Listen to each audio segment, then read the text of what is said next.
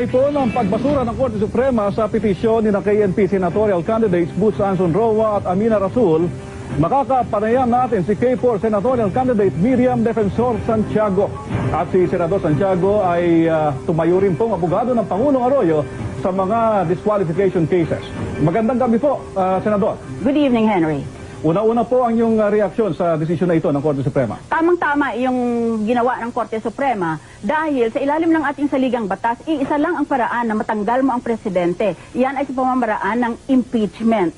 Dito sa petisyon na ito, hinihiling nila sa Korte Suprema na tanggalin ang Pangulo pero wala silang maituro na probisyon sa ating saligang batas o maski sa ano pang batas. Hindi naman maaari na mag-imbento lang ang Korte Suprema o na baguhin nila ang saligang batas. Ang mali ng petisyon ay ganito.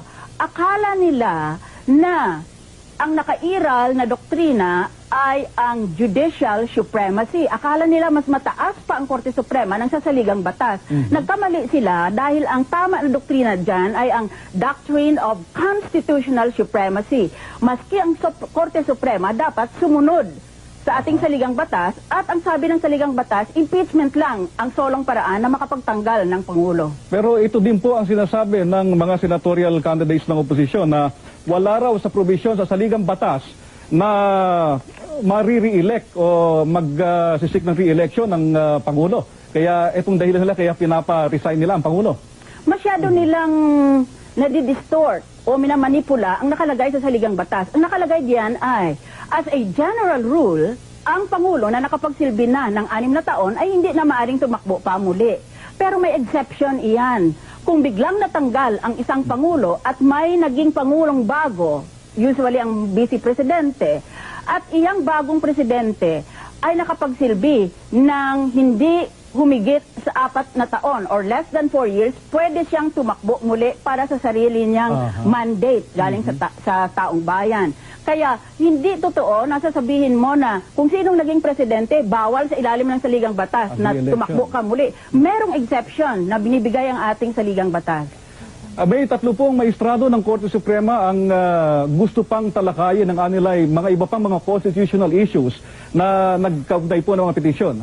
Sa tingin niyo po ba issue pa ito? Maganda sana kung naigawa nila iyan, pero hindi ito napaka-relevant sa kasong ito at nagigimbal ang buong sambayanan tungkol sa kasong ito. Kaya mas mabuti na nga na ginawa nila yung parang summary na dismissal. Yung parang tiningnan lang nila, tinapon na lang nila dahil walang sinasabing matino.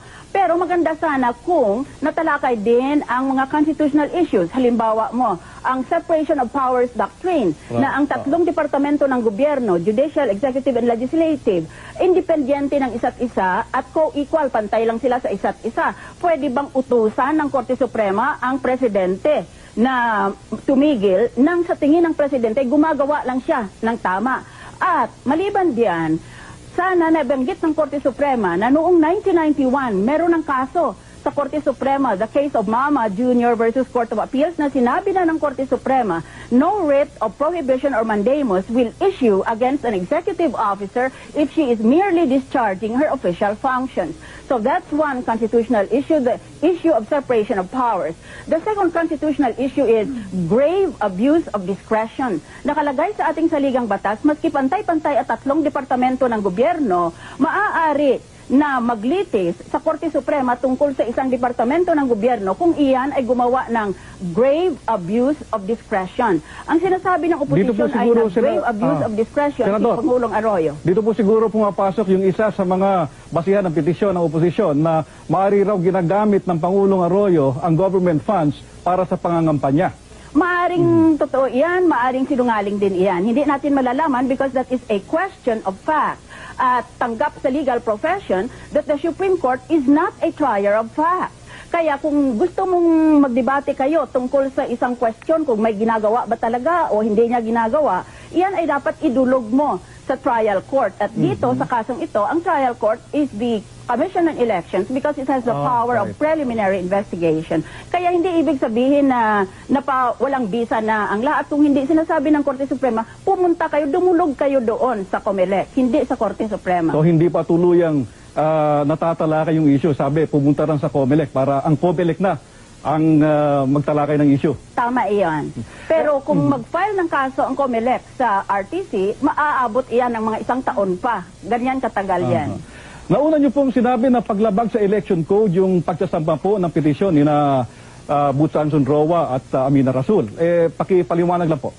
Nakalagay sa ating election code ang isang listahan ng mga election offenses at isang election offense o isang krimen labag sa ating election law ay kung nananakot ka ng isang kandidato para hihinto siya sa pagkakandidato niya. Maaari na nagawa iyan nang nasampa itong petisyon sa Korte Suprema dahil panakot yung petisyon na iyon at ang katibayan ay itong order ng Korte Suprema na na-dismiss ito dahil walang cause of action. Okay, maraming salamat po, Senador Miriam Defensor Santiago, senatoriable po ng K4.